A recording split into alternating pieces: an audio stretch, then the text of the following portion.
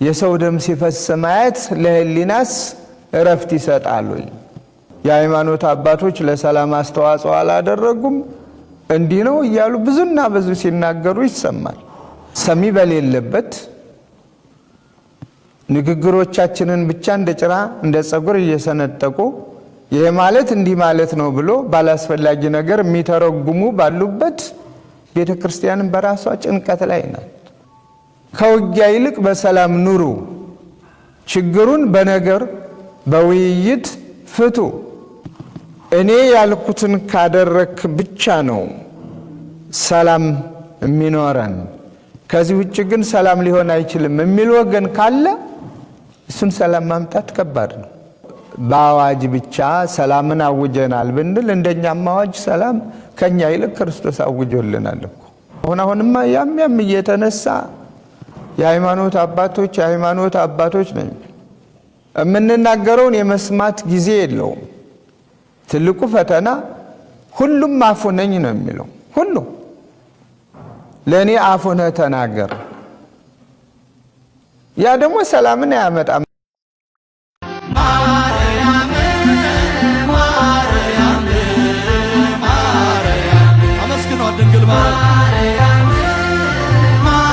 እያንዳንዱ የሰላምን ጥቅም ማወቅ ከቻለ ብቻ ነው ሰላም ሊመሰረት የሚችለው። የሰላምን ዋጋ ሁሉም ሲያውቅ ነው። ትልቁ ፈተና ለሰላም ሁሉም የየራሱን ፍላጎት መሰረት አድርጎ በኔ ፍላጎት ሰላም ይሁን፣ በኔ ሐሳብ ሰላም ይሁን፣ የኔ ሐሳብ ከገዢ ከሆነ ብቻ ነው ሰላም መሆን ያለበት ካለ ሰላም ማምጣት አይቻልም። የኔ ከሚለው የኛ ሐሳብን ሰብስቦ አንድ ላይ አቅርቦ ይሄኛው ነገር አይጠቅምም፣ ይሄ ነገር ይጠቅማል። ጦርነት አይጠቅምም፣ ምንም ጥርጥር የለውም። ጦርነት ጎጂ ነው። ጦርነት ብዙ ነገርን ያሳጣል። ጦርነት ቅድም እንዳልኩት ለሰው ልጆች አይደለም ለእንስሳቱ፣ ለአራዊቱ፣ ለእጽዋቱ እንኳ የማይመች ነው። ጦርነት እስካለ ድረስ እረፍት የለም። ድምፁ ራሱ ይረብሻል። ወሬው ራሱ ይዘገንናል። የጦርነት ወሬ መርዶ ነው የሚያስከትለው። ጦርነት አለ ከተባለ ሞት አለ። ጦርነት አለ ከተባለ ውድመት አለ። ጦርነት አለ ከተባለ ጥፋት አለ። የሀብት የንብረት የተራ ነው ብንል እንኳ ውድ የሆነው የሰው ልጅ መተኪያ የሌለው ሌላው ቁሳቁስ ሰው ጤናማ እስከሆነ ድረስ ጥሮ ግሮ ወጥቶ ወርዶ በላቡ በወዙ በጉልበቱ ያንን ሀብት ሊተካ ይችላል። ውድ የሆነው የሰው ልጅ ሕይወት ከጠፋ ግን መተኪያ የለውም። ፈጣሪው እግዚአብሔር ብቻ ነውና ሰውን መልሶ ማንም የሚተካ የለም። ስለዚህ ጦርነት አላስፈላጊ መሆኑን ሁሉም ካመነ ጦርነት እንዳይኖር መፍትሄው ምንድነው ብሎ መፍትሄ ፍለጋ ነው። መፍትሄው ደግሞ ቅድም እንዳልኩት ከኔነት ሐሳብ ወጥቶ እኛ ወደሚለው መግባት ነው። ማንም ሰው የሚጠቅመን ጦርነቱ ሳይሆን ለኛ አብሮ መኖሩ፣ አብሮ መስራቱ፣ አብሮ ማደጉ፣ በውይይት ችግርን መፍታቱ ብሎ ማሰብ ነው። ቤተክርስቲያን ይህንን ነው ሁልጊዜም የምታውጀው። ተልኳም ይሄው ነው። ከዚያ ውጭ ግን ሰላምን ወደሚያሰፍነው ወደ እግዚአብሔር ነው የምትጸልየው። ሰላም ያጣችዋ ምድር ከእግዚአብሔር በመለየቷ፣ ሰላምን የተጠማችዋ ምድር ዝናምን ካጣች ትጠማለች። ዝናምን እስካገኘች ድረስ ደግሞ በልምላሜ ታጌጣለች። ምድር ብለን ደግሞ ምድሪቱ የያዘችውን ፍጥረታት በሙሉ በምድሪቱ ስንናገር ሰላምን ፈላጊ ነው። ምድሪቱ የያዘችው ፍጥረት በሙሉ ሰላምን የሚፈልግ ነው። ስለዚህ ሰላሟን እንድታገኝ ወደ እግዚአብሔር መጸለይ ነው። የሆነውም ይሄ ነው። ከእግዚአብሔር ስትለይ ምድር አባቶቻችን ነቢያቱ፣ ቅዱሳኑ፣ ጻድቃኑ፣ የእግዚአብሔር ባለሟሎቹ ወደ እግዚአብሔር ድምፃቸውን ከፍ አድርገው ነው የጮሁት። ሰላምህን ስጠን ነው።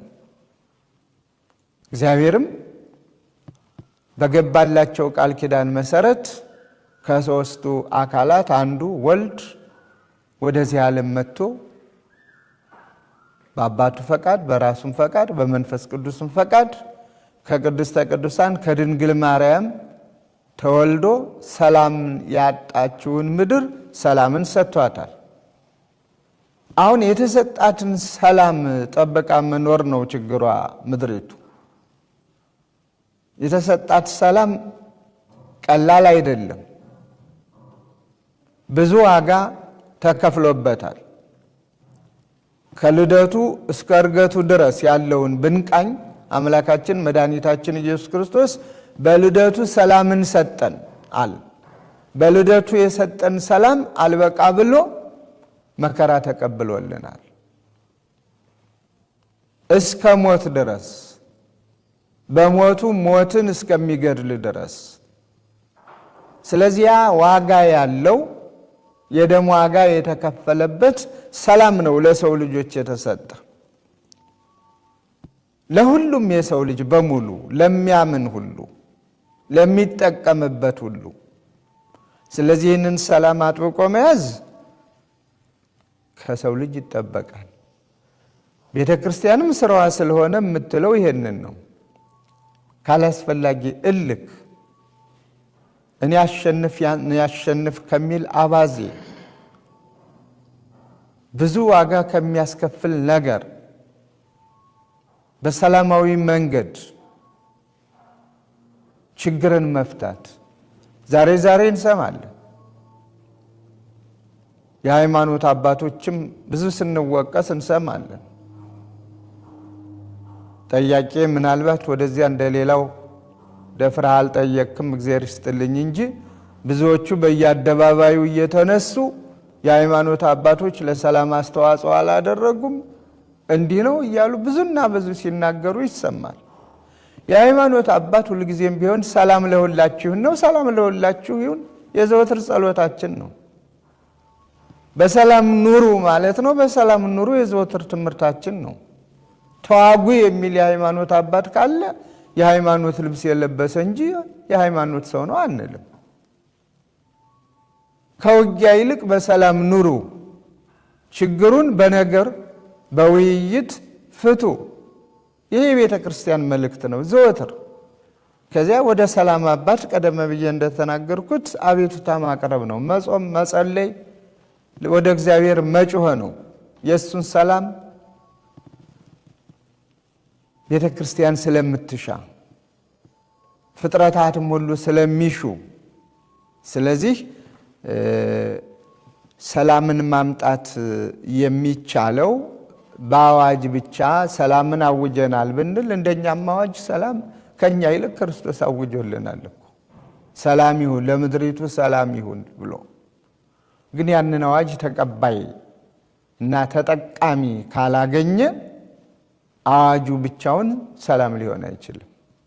ስለዚህ ተጠቃሚዎቹ ሁላችንም እንድንሆን የእያንዳንዳችንን የየድርሻችንን ወስደን ለሰላም እጆቻችን የተዘረጉ እንዲሆኑ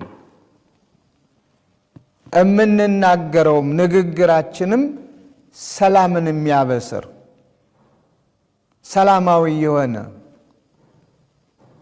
እንደው ቢቻል የጠነከረውን የጨከነውን ልብ የሚያራራ ንግግር። በዚህ ምን አገኘህ? የሰው ደም ሲፈስ ማየት ለህሊናስ እረፍት ይሰጣል ወይ? ሰዎች ከቀያቸው ከመንደራቸው ከሰፈራቸው ተፈናቅለው አላስፈላጊ በሆኑ የመከራ መንገዶች ሲንገላቱ ማየትና ሌሊት ፀሐዩ ማለት ብርዱ፣ ቀን ፀሐዩ ዋዩ ሲፈራረቅባቸው ማየት ፍጡር ለሆነ እንደው ሰው ነኝ ለሚል ሰው ሁሉ ይከብዳል። ምክንያቱም በእኔ ሊደርስ ማልፈልገውን ነገር በወገኔ ይድረስ ማለት ስለማይቻል፣ ስለዚህ ይሄ አይጠቅምም ብሎ ከዚህ ነገርን ሰብሰብ አድርጎ መፍትሄውን አፈላልጎ በዚያ ተወያይቶ ችግርን መፍታት ሰላምን ያመጣል። እኔ ያልኩትን ካደረክ ብቻ ነው ሰላም የሚኖረን፣ ከዚህ ውጭ ግን ሰላም ሊሆን አይችልም የሚል ወገን ካለ እሱን ሰላም ማምጣት ከባድ ነው። ሁልጊዜ አዝጋሚ የሆነ መፍትሄው የራቀ መከራ ሲያዩ መኖር ደግሞ እንደዚህ አይነት ግርግር ለብዙዎቹ ይበጃቸዋል። የሰላም አለመኖር፣ ጦርነት አለ መባል ዓላማ የሌላቸውም ሰዎች ዓላማቸውን ጥቅማ ጥቅም ላይ ይመሰረቱና ከየትኛውም ወገን የራሳቸውን ጥቅም ለማሳደድ የንጹሃን ሕይወት ይመሰቃቀላል።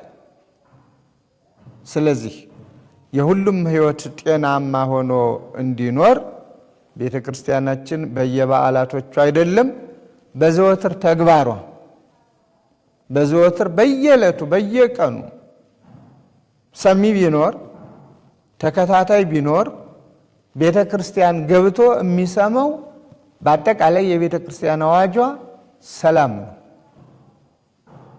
ሌላ አዋጅ የላትም። ሌላ ጸሎት የላትም። የራቁትን እግዚአብሔር ሆይ አቅርባቸው፣ የጨከኑትን እግዚአብሔር ሆይ የርኅራኄ ልብ ስጣቸው ሁልጊዜ እንደሚነገረን ቤተክርስቲያንም ሁልጊዜ እንደምትጸልየው ጣና ጎናችን እያየ ነው። ከመስፈርቱ እንዳያልፍ ቤተክርስቲያን ትጸልያለች። ከመስፈርቱ ከገደቡ ቢያልፍ ይሄ ከተማ የለም ማለት ነው፣ ይጥለቀለቃል። ስለዚህ በገደቡ በዚያው በመስፈርቱ እንዲኖርና አገልግሎት ሰጪ እንዲሆን አባይ በዚህ ሲወርድ እያየነው ነው። ሁሉም ወንዞች በየትኛውም አቅጣጫ ያሉት ከመስፈርታቸው እንዳያልፉ ቤተክርስቲያን ትጸልያለች። ከመስፈርታቸው ካለፉ ሰላም ስለሚጠፋ፣ የሚሞተው የሚፈናቀለው ስለሚበዛ፣ ንብረት ስለሚወድም፣ ጦማዳሪ ስለሚፈጠር፣ ስለዚህ ሁሉም በመስፈርቱ በተፈጠረበት ለተፈጠረበት ዓላማ ብቻ እንዲሰራ ቤተክርስቲያን ትጸልያለች፣ ታስተምራለች። ትምህርቷ ይሄ ነው የቤተ ክርስቲያን። ለዚህ ነው የአንዱም ደጋፊ የሌላውም ተቃዋሚ ማትሆን ቤተ ክርስቲያን ልጆቿን እንደ ልጅነት ሁሉንም ትመክራለች፣ ታስተምራለች። አንዳንድ ጊዜ ብዙ ሰዎች ነገሩን ሲያደበላልቁት እናያለን። ቤተ ክርስቲያን እንደ ተገዥነት ትገዛለች ለገዢው ለመንግስት። ይሄ ሕግና ስርዓት ስለሆነ ችግሮች ሲፈጠሩ ግን እኔ ከገሌ ጋራ ነኝ ብላ አታውጅም። ምክንያቱም ያ ሰላምን አያመጣም። ከገሌ ጎን ነኝ ማለቷ ቤተ ክርስቲያን ሰላምን አያስከትልም። አንዱን የምትቃወምበት ሌላውን የምትደግፍበት ዓላማዋም አይደለም፣ ተልኳም አይደለም። ተልኳና ዓላማዋ ቤተ ክርስቲያን መገላገል፣ ማስማማት፣ ማስታረቅ፣ ጦርነትን በቃ ብሎ መናገር፣ ማወጅ ነው። ይህን ደግሞ ሁልጊዜም እያደረገች ነው። ቅዱስ ሲኖዶስ ሳይቀር ጥሪውን ሁልጊዜ ያስተላልፋል። ምክንያቱም ቤተ ክርስቲያን እናትን ወክላ ነው የምትኖረው። እናት ልጆቿን ትመራለች፣ ታስተዳድራለች። ልጆቿ ባላስፈላጊ ሁኔታ ቢጣሉ ቢጋጩ ትገላግላለች። አንተም ተው ትላለች። አንተም ይሄን ታገስ፣ አንተም ደግሞ እንዲህ አታድርግ ትላለች። ይሄን ማለት ነው የቤተ ክርስቲያን ትልቁ ድርሻዋ ይሄ ነው። ግን ይሄን ሰሚ መኖር አለበት። ሰሚ በሌለበት ንግግሮቻችንን ብቻ እንደ ጭራ እንደ ጸጉር እየሰነጠቁ ይሄ ማለት እንዲህ ማለት ነው ብሎ ባላስፈላጊ ነገር የሚተረጉሙ ባሉበት ቤተ ክርስቲያንን በራሷ ጭንቀት ላይ ናት፣ ፈተና ላይ ናት።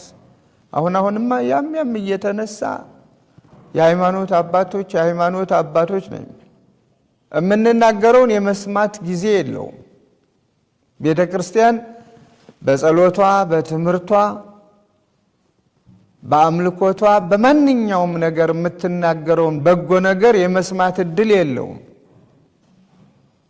መስማት የሚፈልገውም የራሱን ሐሳብና የራሱን እቅድ ብቻ በቤተ ክርስቲያን እንዲገለጥ የሚፈልገው ይበዛል። በእንደዚህ አይነት ደግሞ ሰላም ማምጣት አይቻልም። ሰላም ያንዱ ተቃዋሚ የሌላው ደጋፊ በመሆን ማምጣት አይቻልም። ያው የለየለት ሁለት ቡድን ፈጥሮ ያሸነፈ ያሸንፍ የማለት ያህል ነው የሚሄደው።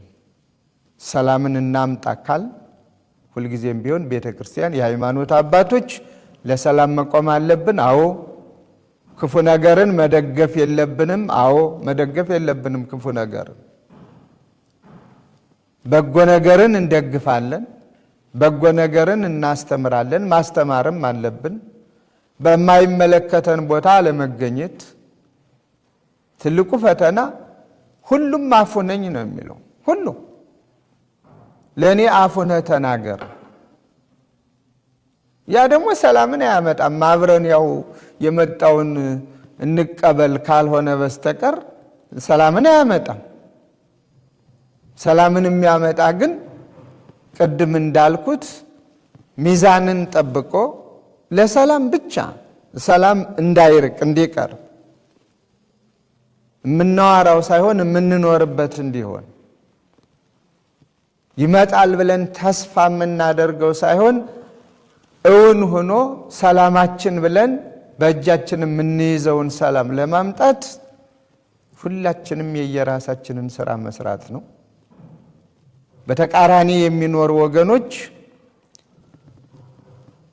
ጦርነት እየፈጠረ ያለውን የፈጠረውን ያወደመውን ያፈሰሰውን ደም በመመልከት ትርጉም የለሽ መሆኑን በማወቅ እግዚአብሔር የፈጠረውን እግዚአብሔር በራሱ ጊዜ ሊወስደው ሲገባ ዝም ብለን በከንቱ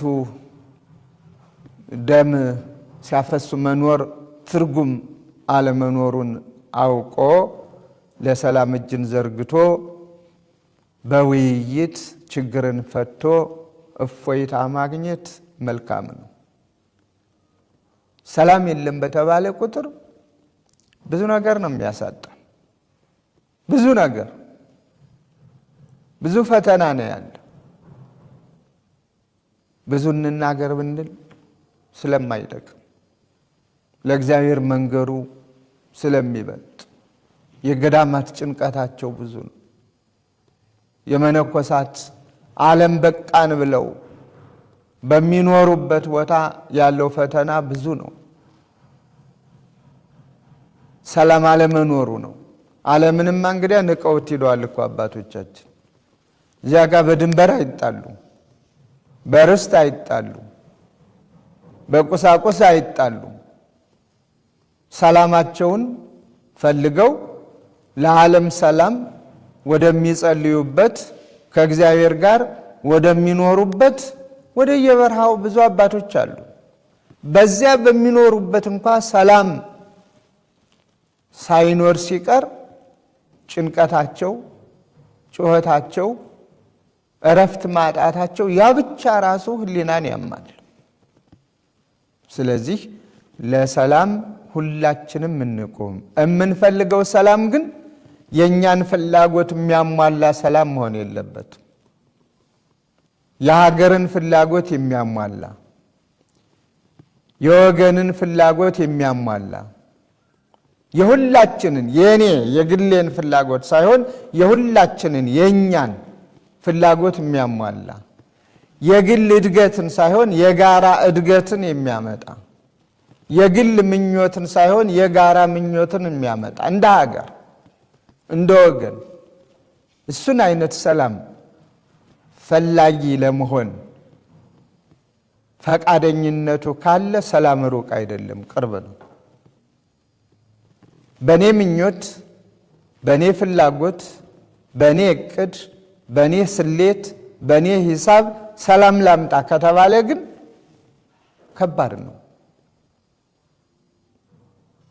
ስለዚህ ለሰላም ሁላችን ከተጨነቅ ሰላም እንዲኖረን እስከፈለግን ድረስ የኛ ለኛ ብለን ሁሉም ሰላምን የሚጠላ ማንም ሊኖር ስለማይገባ የሰላም አጠያየቁና ያኗኗሩ የፍላጎቱ የመንገዱ ጉዳይ ካልሆነ በስተቀር ሰላም ትፈልጋለህ ተብሎ ቢጠየቅ ሁሉም ሰላምን እፈልጋለሁ ነው የሚሉ። አንደበት ኖሯቸው አይነግሩን ካልሆነ በስተቀር እንስሳቱ ሁሉ ሰላምን እንፈልጋለን ነው የሚሉ። ይሰደዳሉ እኮ እንስሳቱ አዕዋፋቱ እኮ ሰላም ሲያጡ እኮ ይሰደዳሉ። አይደለም የጦር መሳሪያ እዚህ በተደጋጋሚ ጅራፍ ቢጮህባቸው ቤት እንስሳት የምንላቸው ከቤት አካባቢ ያልሆነ ድምጽ ቢሰሙ በአካባቢው አይገኙም። ይህ ማለት ሰላም ፈላጊነታቸውን ማረጋገጫ ነው። ለዚህ ነው ሰው ከእግዚአብሔር ከተለየ ሰላም የለውም። ከእግዚአብሔር ጋር ሲኖር ግን ሰው ሰላም አለው። ከእግዚአብሔር የተሰጠውን ሰላም ይጠቀምበታል። ስለዚህ ከእግዚአብሔር ጋር እንኑር። ለሰላም እንደ ግል ፍላጎት ሳይሆን እንደ ጋራ ፍላጎታችን እንሩጥ። እንደ ግል ምኞታችን ሳይሆን እንደ ጋራ ምኞታችን ሰላምን እንፈልገው። የዚያ ጊዜ ሰላም ይሆንልናል። ቤተክርስቲያን ይህንን ነው ከመናገር አልፋ ትጸልያለች። ከጸሎቱ ጋር ሰላም ይሁን ለምድሪቱ፣ ለሰው ልጆች፣ ለአራዊቱ፣ ለእንስሳቱ ብላ ትጮኻለች፣ ታስተምራለች። ግን ይህንንም አድርጋ እግዚአብሔር ይስጥሽ ከመባሏ ይልቅ በየትኛውም አቅጣጫ ወቀሳው ከሰሳው ብዙ ነው። እግዚአብሔር ጸሎቷን ይስማት ልመናዋን ይቀበላት ብለን ዝም ከማለት በስተቀር እና የተጠየቁትን ጥያቄ መለስኩ ይመስለኛል። የሰላም አምላክ ሰላሙን እንዲያበዛልን ምኞታችን ነው። ለሰላም ሁላችንም እጆቻችንን ዘርጋ። የተዘጋው ህሊናችን ወይም ልባችን ይከፈት። የልድያ ልብ የከፈተ ቃሉን እንድትሰማ እንድትጽናና በሱ ሰላም እንድትኖር የፈቀደ ዛሬም ባላስፈላጊ ሁኔታ የተዘጋው ልባችን በክፋት በተንኮል በሴራ በመሳሰሉት ነገር የተዘጋው የልባችን በር ተከፍቶ ሰላም በህሊናችን ነግሶ በሰላም እንድንኖር እግዚአብሔር ይርዳን። በዓሉንም የበረከት በዓል ያድርግልን ነው።